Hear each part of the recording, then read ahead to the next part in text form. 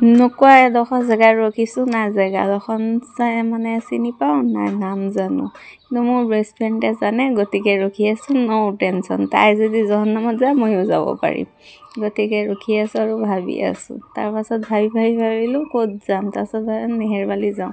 তাৰপাছত এয়া নেহেৰুবালি গ'লোঁ, গৈ লৈ পেলাই মানে চাওঁ চব ডাবল মানে ছিংগেলৰ ভিতৰত মই আৰু তাই। ইনশাআল্লাহ আমিও এদিন লৈ আহিম।